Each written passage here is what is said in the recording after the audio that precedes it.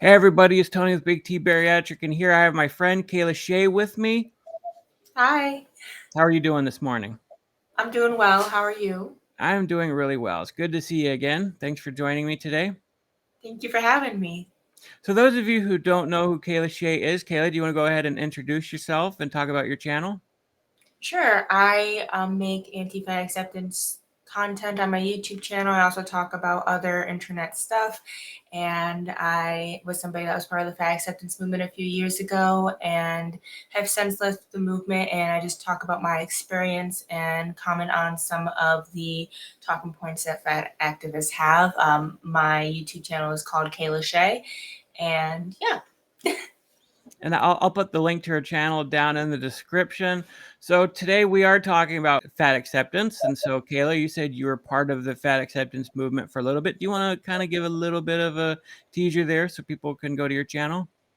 Yeah, I was part of the fat acceptance movement between 2020 and the end of 2021. During that time, I was struggling really heavily with a binge eating disorder and I gained a lot of weight and I was looking for a community and they were there to be that community for me. But I did run into a pretty serious health scare towards the end of 2021 that really showed me that my eating disorder needed to be addressed. And once I decided to go to therapy and lose weight and get help for my binge eating disorder, I was met with a lot of animosity and hatred from the community. And so I decided to begin to speak out against it just because my experience was so bad. And I realized in interviewing a lot of people that were also part of the fat acceptance movement, they had had very similar experiences to mine.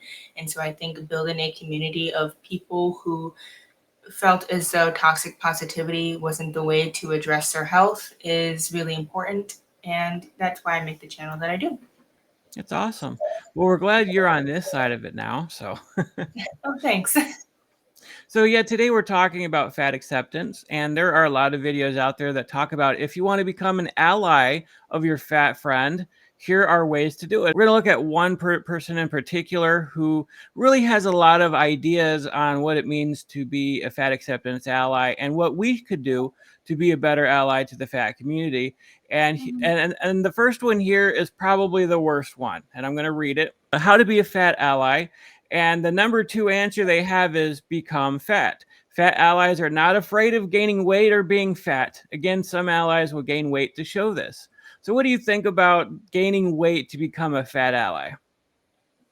I think that in any other social justice movement that I have been a part of, as I'm an ally to the LGBT community, Black Lives Matter, etc., I have never been told as an ally that I must become what I am an ally to in order to show my support of this particular group of people. I think it is very interesting to see that they would like their allies to become fat as well in order to support them.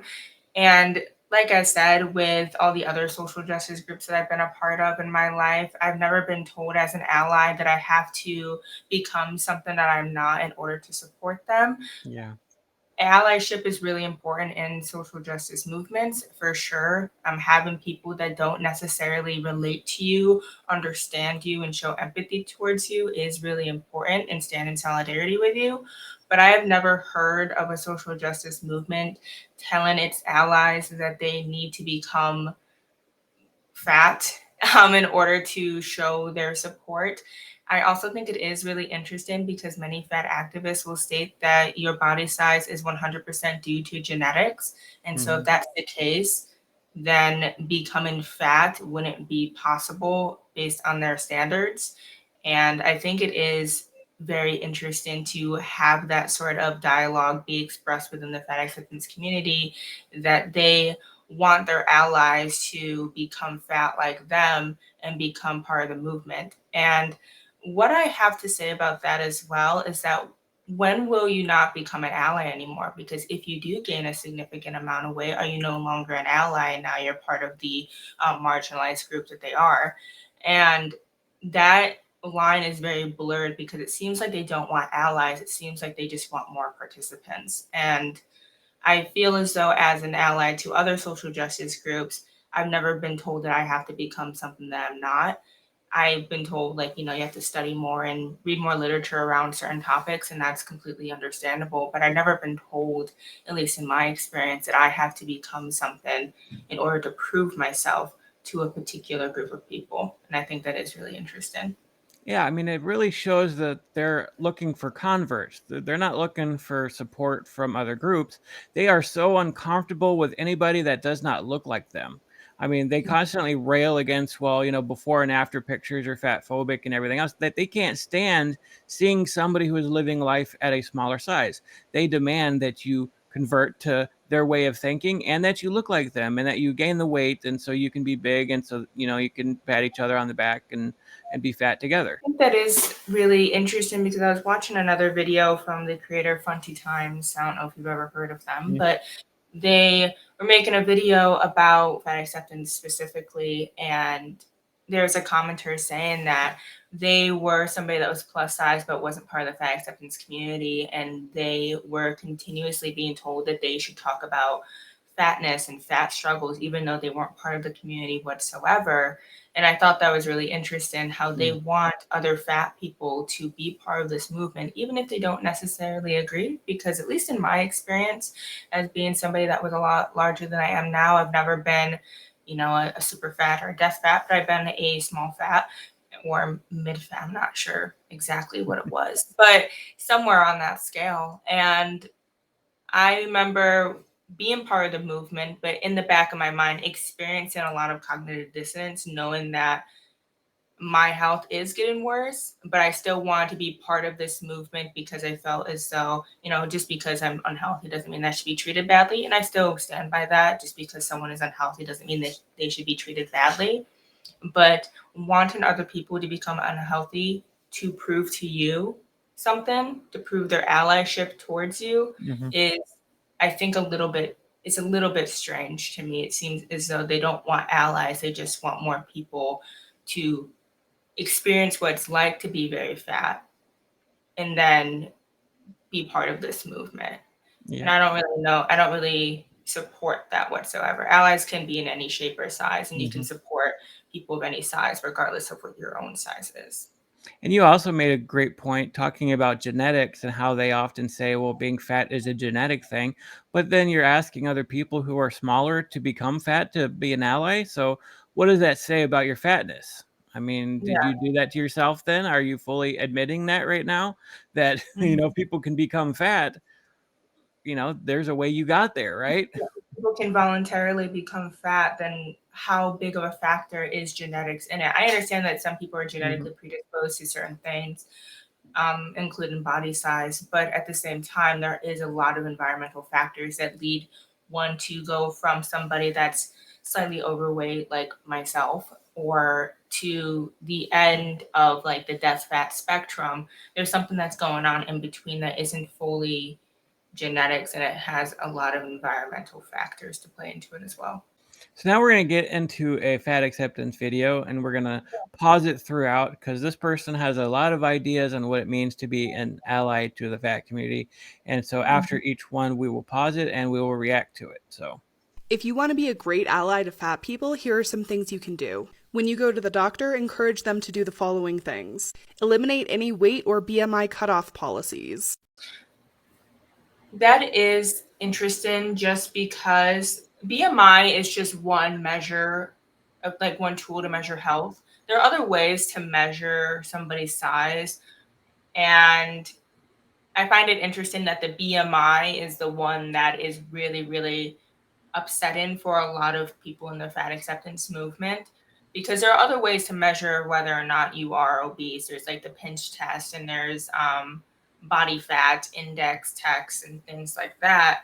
And there's a reason why it is being used to measure health, albeit it's not perfect. It's not a perfect measurement whatsoever, but it is in conjunction with other measurements of health to determine your overall health status. And to eliminate that, I don't think we're going to be able to get the full picture of your health status without it, personally. But even if we did eliminate that measure of health, that tool, and not replace it with anything, there are still different ways for doctors to measure whether or not you are obese or not obese or overweight or whatever, because determining what your body size is kind of important in terms of medication, certain operations, etc.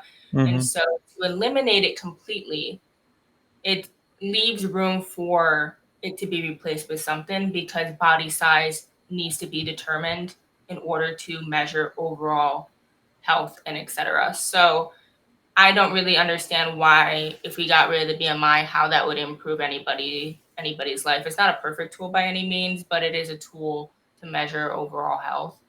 And so I don't know why eliminating it would improve anybody's life, because a doctor does have eyes, they can see if you're overweight, but to have some sort of statistical or numeric measure of it is much more helpful than just a doctor's eyes looking at somebody and be like, yeah, you're overweight. Having the number to prove that will help them gauge overall your health status.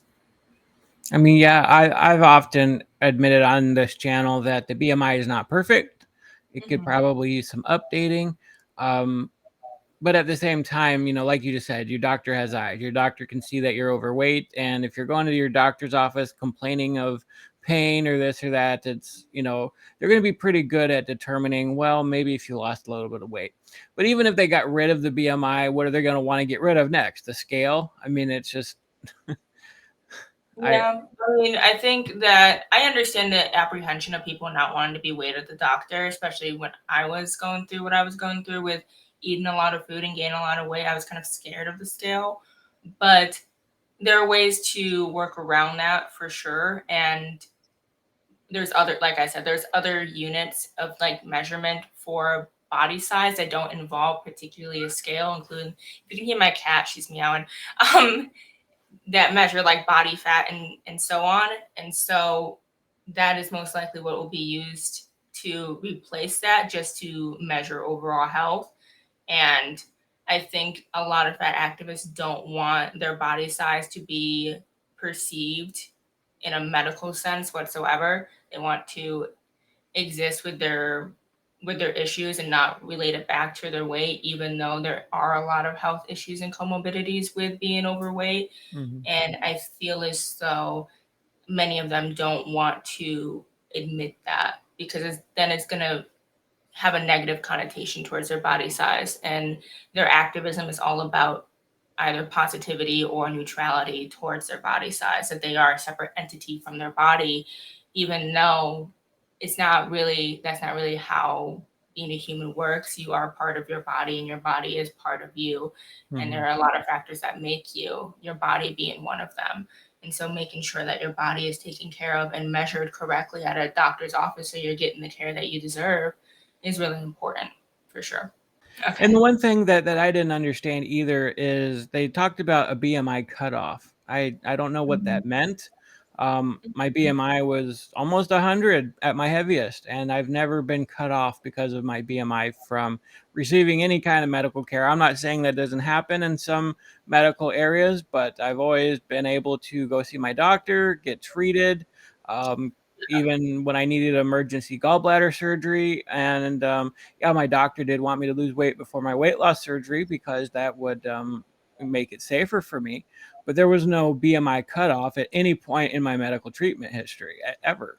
Yeah, I understand. I think there are some cutoffs with, especially right now, it's with gender affirming care and stuff like that, but also with certain kinds of surgeries like knee replacements and so on, just because at a certain BMI and you get your knee replaced, there is a higher risk of your knee being damaged again because of the weight and the pressure that's put on that specific area of your body.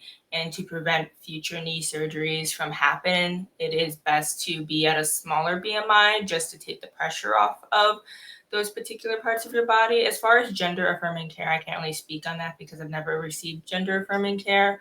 But I do know for surgeries like knee surgeries and hip issues and stuff, the BMI cutoff, I don't exactly know what it is, but I know that many people that are in the super fat, that's fat, fit, like range of fatness may be disqualified from them just because of the healing that is required for those specific surgeries, and that putting that much pressure and weight on a specific part of your body when it's such in the early stages of healing, you have like a much higher chance of it being damaged again. And that's no good. Stop using the BMI completely because it is ineffective and racist. I'm sure you have a lot to say on the whole racist aspect of it, being a supporter of other marginalized groups like Black Lives Matter.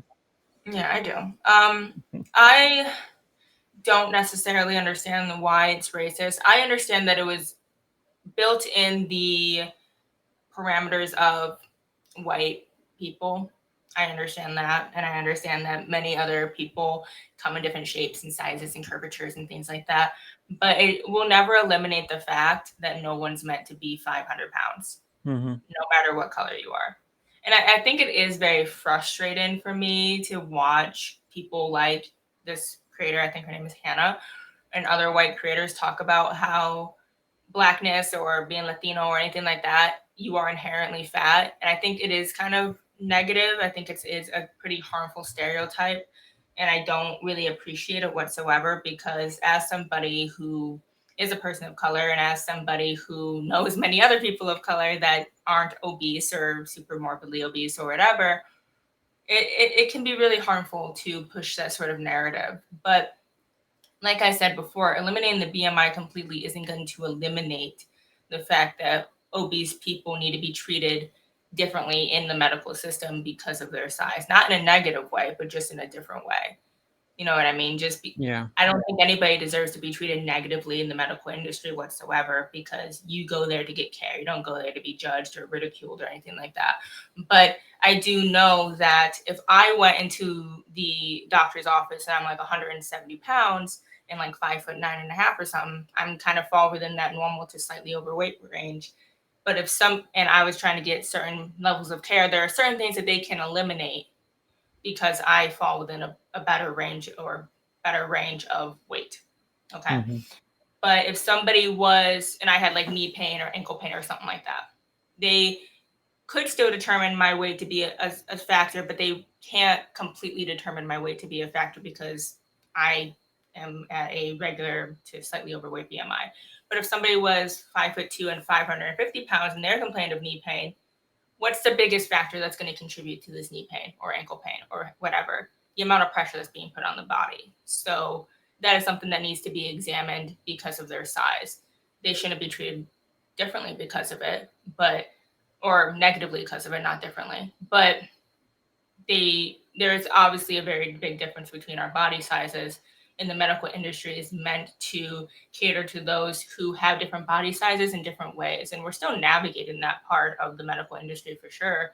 But I do think it's important that these determinants and these factors are used in order to determine overall health status, even if it isn't completely accurate. We need to have some sort of idea, using numbers, using, in a way, common sense, to determine what's going on with this particular patient. Yeah, they are so in denial about obesity having any consequences related to it that they are like dead set, like I was saying earlier, on removing any type of measurement when it comes to their weight.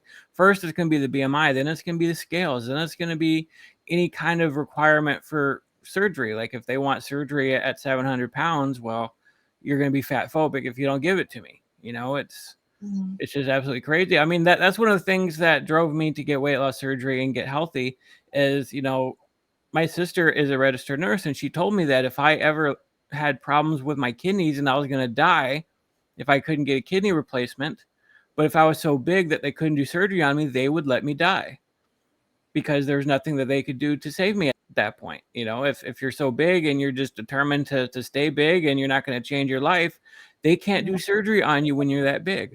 The only person that you are going to hurt at the end of the day is yourself. Yeah. Because, it's really unfortunate because everybody deserves to be treated well within the medical industry.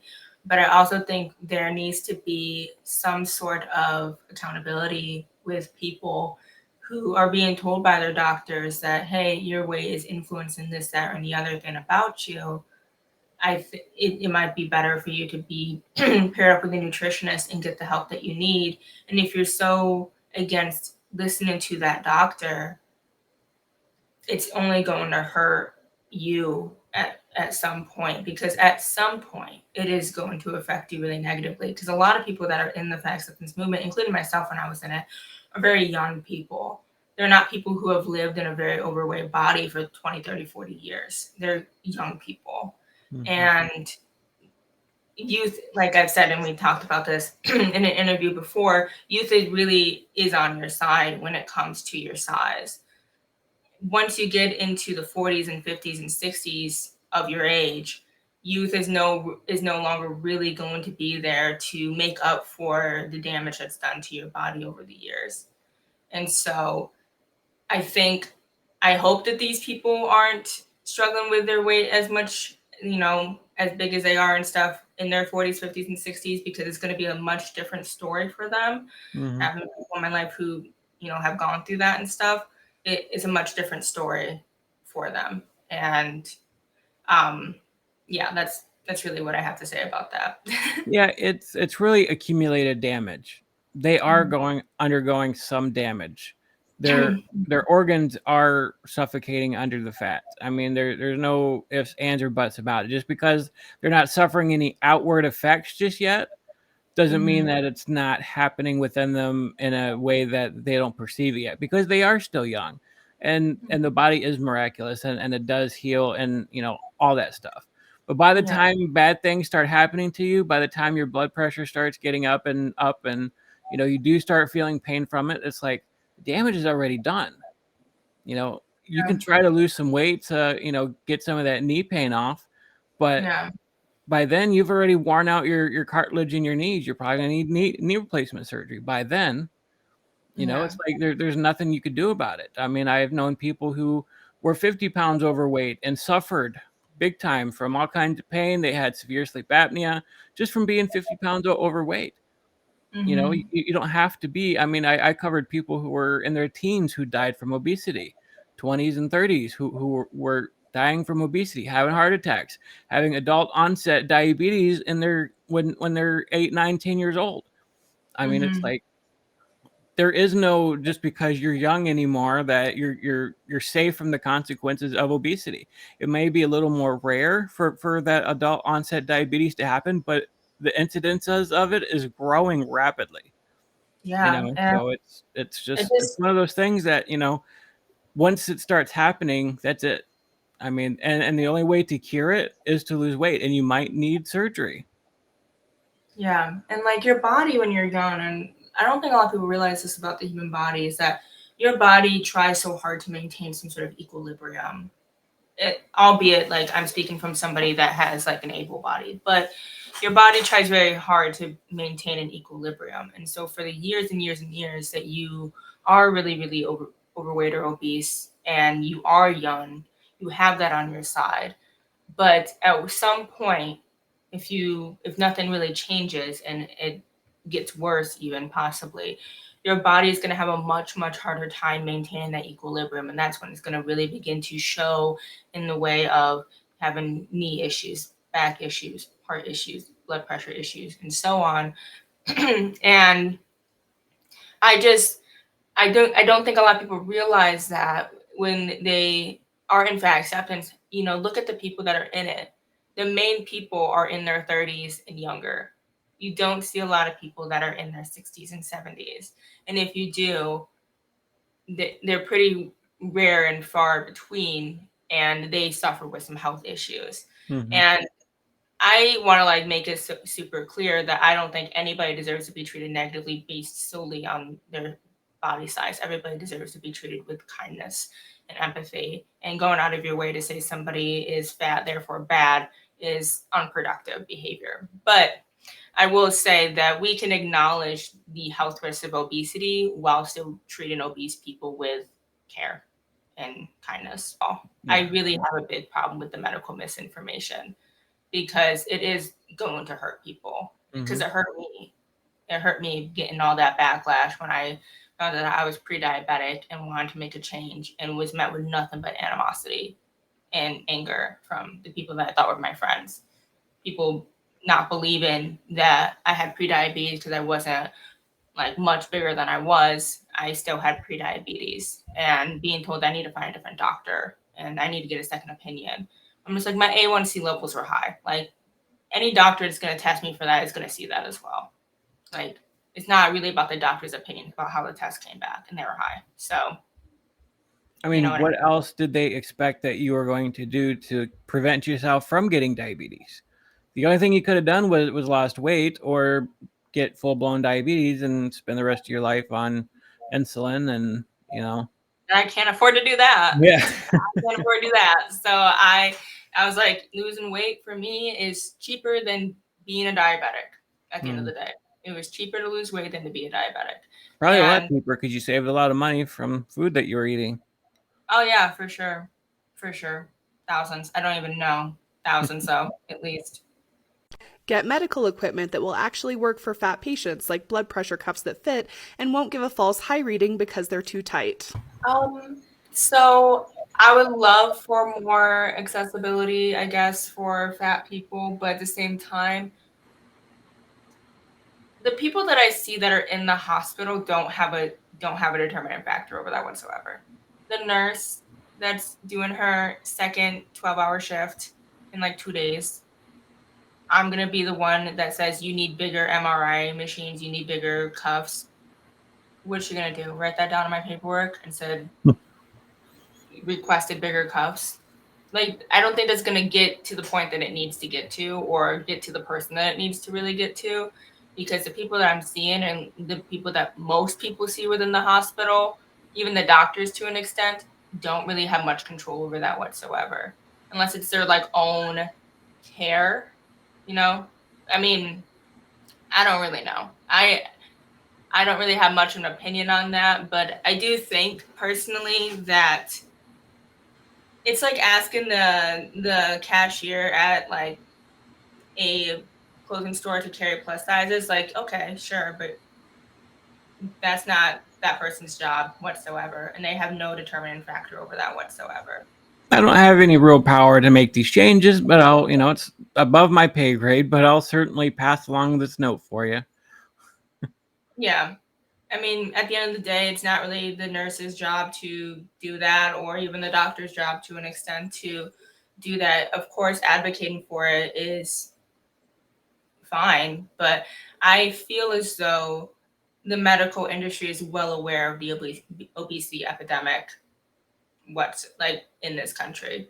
And so I feel as though they are pretty aware that fat people can't fit into certain things. And although it is frustrating, and you've mentioned it before, and I've mentioned it before, a lot of things are about safety of the individual and the safety of the reputation of the hospital, I guess. So I kind of understand her point here, but at the same time, like, no idea what the financial cost of that is, no idea if it's even possible, and complaining to it about the nursing staff isn't really going to solve anything whatsoever in regards to this at all. Yeah, there's absolutely no personal accountability here when it comes to what she just said. I mean, it's like, yeah, my biggest obstacle right now to getting some relief from my knee pain is being able to fit in an MRI machine and get, tests done to see what my knees actually look like beyond x-rays. Okay, well, how is that not my fault for getting too big that I can't fit an MRI machine? Like, that's not the doctor's fault. That's not the hospital's fault. They're pretty big machines, and the fact that I can't fit in one is my fault. It's not their fault. And so I'm going to expect the hospital to spend millions and millions of dollars to buy new open-ended MRI machines, which they are putting out now. But there's only 2 in my state that I believe my doctor said, and they're very far away from me. So she's like, your best option is to lose weight. But there are some medical pieces of equipment that cannot see past my weight, because I remember one time I was having back issues. I went in for an x-ray to see what my back looked like, but my stomach was too big. They couldn't see the bones in my back because my stomach was in the way, and all that fat that they couldn't see through it.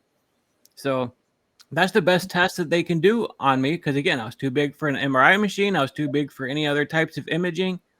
So the X-ray was the best thing to see my bones, to see if I was having any degenerative disc disease or anything else like that, which I was and I still am dealing with. But they couldn't see my backbones. I mean, Mhm. that's my fault. That's not their fault. And when Yeah. it comes to blood pressure, they don't need cuffs to take your blood pressure. They can do it just by seeing what your pulse is, and usually they, And I think your you know, finger. yeah, I yeah, thought they used your finger too. yeah. They Yeah. have that thing they could put on your finger to test your pulse, and they can just kind of they can count, right? Like most nurses can count and get a good blood pressure reading that way without using any kind of cuff. It kind of feels to me like their whole goal in this whole thing is to say, well, we're getting false readings on high blood pressure. We don't really have high blood pressure. So we need bigger cuffs to, tell us that, okay, we need more accurate readings when it comes to this. But it's like you don't even need a cuff to get somebody's blood pressure readings. Hmm. I think it's just like you said, I think there is a little bit of a lack of accountability here. And if I experienced what you experienced at the doctor where they took your test, they couldn't see the bones in your back, I feel like that would send a much bigger message about me than it would to the hospital, who this machine might work on the majority of its patients, but it doesn't work on me. And I wouldn't hate myself for it, but it would definitely make me realize, hey, this actually might be a pretty big issue in my life if this machine can work on the majority of patients, but not myself. Mm-hmm. And I could sit back and blame the hospital for not having the best accessibility or whatever. But the thing is, and this is the reality of accessibility, it's not as accessible as many people may think. There's always going to be somebody that's left out of the accessibility. Mm-hmm. Because if we had an MRI machine that fit people that were up to 600 pounds, people that are over 600 pounds exist, and they're not going to be accessible to it. And same with the cups and same with the chairs and same with all these things. There are just going to be things that not everybody is accessible to. And that is really unfortunate for sure. But at the same time, I feel as though once you get to that point where you are 600, 700, even 800 pounds, there are much bigger issues in your life that you are going to have to face rather than a chair in a waiting room at a doctor's office. Set up their office in a way that makes it usable for fat people, like putting chairs without arms in every room. Yeah, that's what I was saying before. Chairs without arms still have weight limits, though. Mm-hmm. Like, a chair can only hold so much weight. I recently just got a new chair for my living room, and the weight limit on it was like 350. It was like one of those like 1.5 person's chairs, so it was like kind of comfy. Me and my boyfriend can now sit comfortably together in it, but when I was a lot bigger, I couldn't. I wouldn't have been able to fit, and it would definitely go over the weight limit. But even if chairs don't have arms, there's still only so much pressure a chair can hold. Mm-hmm. Like a chair doesn't need to have arms, but it still might not fit a very big person. So it still could easily break. And like, at some point, like everything kind of has like a weight limit to it. Like if you want titanium leg chairs, sure, but like who is that going to come out of the pocket of? It's going to come out of the pocket of the patients. Like you were talking about just a second ago about the MRI machine, like the big ones and the really nice ones that, fit larger bodies. It's 100% going to cost more for you as the individual that's going to take the test rather than the hospital, because they're going to put that cost on the individual that eats it, because there's only so many. Same thing with the chairs. And I understand that. Like, I'm not a big fan of arms on chairs either, but at the same time, like, if I was a bigger person and I sat down and it was kind of digging into my side, it would be definitely uncomfortable. But there would still be a fear overall about me fitting in a chair, or me not breaking a chair, even if the chair didn't have arms. Because, like I said, a chair can only hold so much weight. Like, if you ever seen, like, obviously you've seen My 600-Pound Life, and they like are in the beds, and the beds are bending. Mm-hmm. Yeah, the beds are wide enough to fit this particular person, but does it have enough strength to hold this particular person? Possibly not. I've So, broken my share of beds and couches and chairs, and it's terrible. It's super embarrassing. But Yeah. again, that's my problem. I became too big to the point that people were asking me not to sit on their furniture anymore. Yeah, it sucks. It's very embarrassing, but I It did is that to upsetting. myself. That's definitely embarrassing, especially like if someone were to break a piece of furniture, obviously I wouldn't be mean to them about it, like at all. I wouldn't be like, don't ever come to my house again. Like, I'm not going to be that person. I'm just not that person. I'd be very understanding.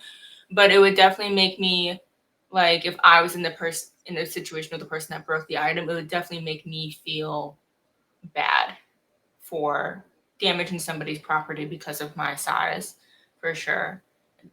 I don't know. I personally don't understand the argument. Like, I understand not wanting to have arms, sure, but like at the end of the day, like I said, it's there's two factors that go into whether or not a chair is comfortable for you, and one is the fact if it breaks when you sit on it, and the other one is if it has arms. So if you eliminate one of those things, one of them will still exist completely.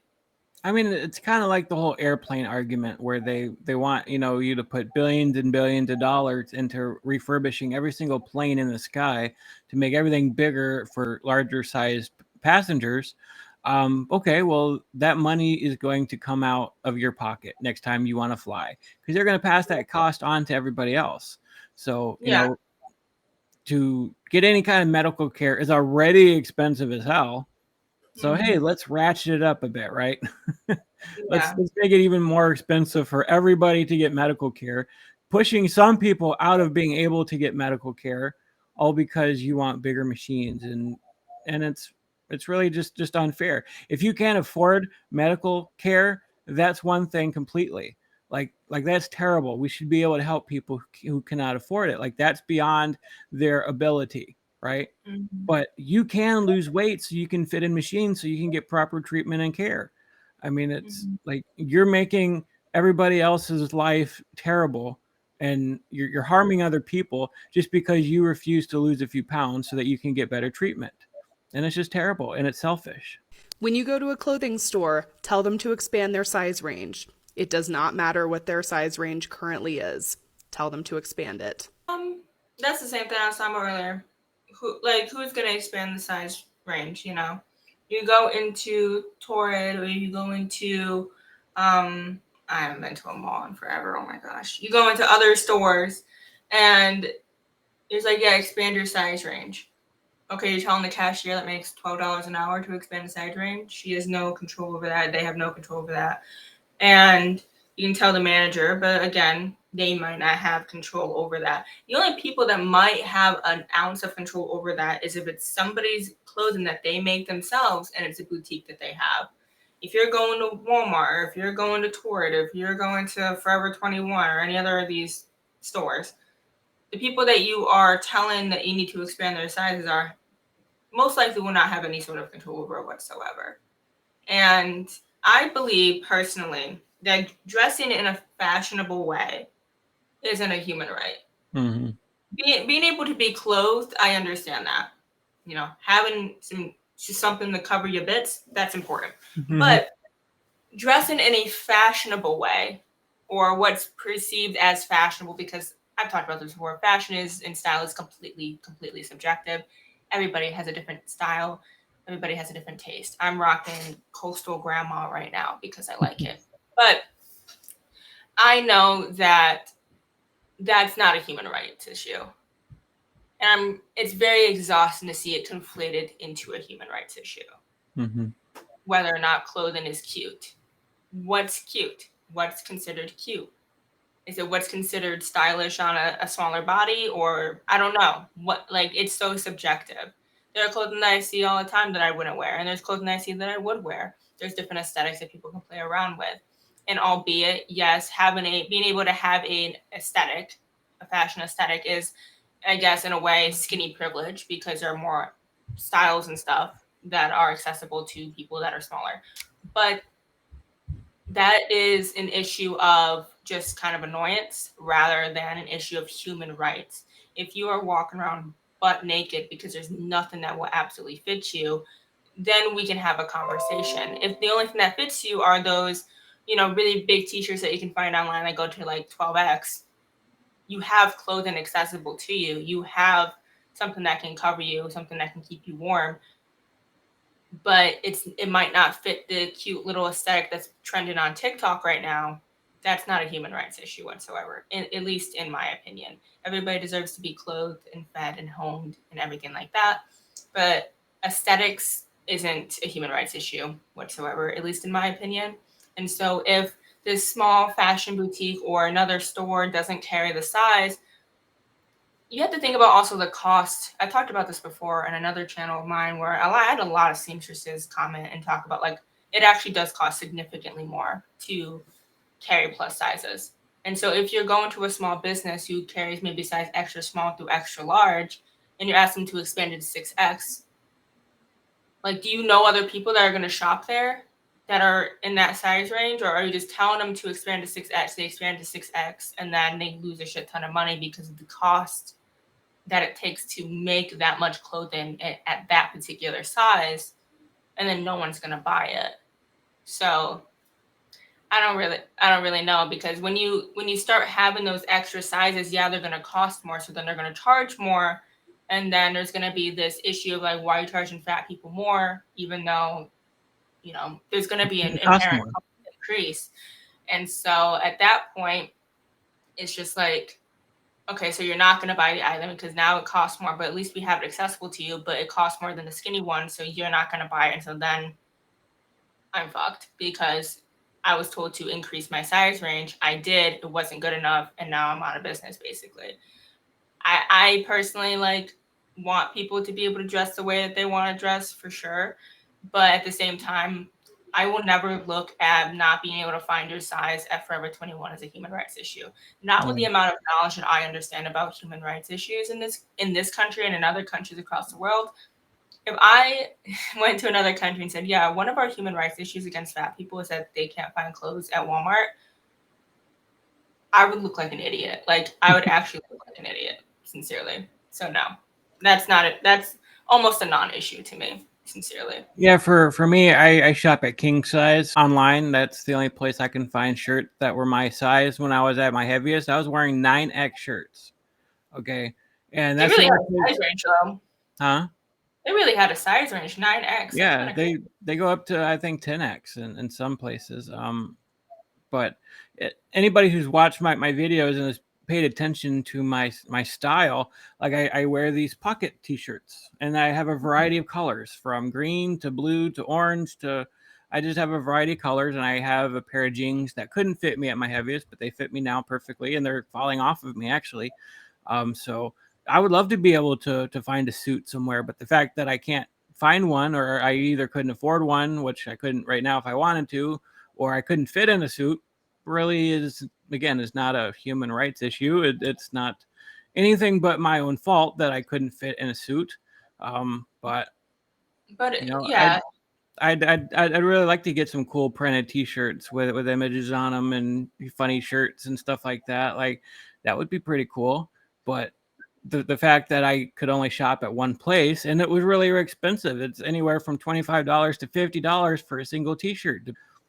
I mean, I'd easily spend $50 for a pair of shorts. It's really, really expensive, and I hated it when I could go to Walmart and probably get a bunch of shirts for much, much cheaper.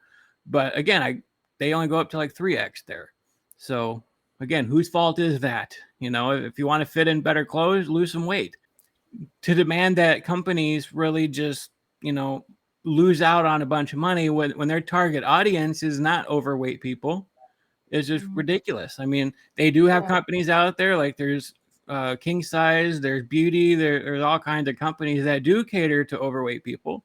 But like you just said, it doesn't fit the current aesthetic that's going on. And I feel like focusing your human rights efforts on the current fashion cycle isn't really productive, because the fashion cycle is how quick it is so bad overall for the environment. And the fact that you want the right to participate in something that's actively harming our planet, I don't know, it seems like kind of a first world issue to me.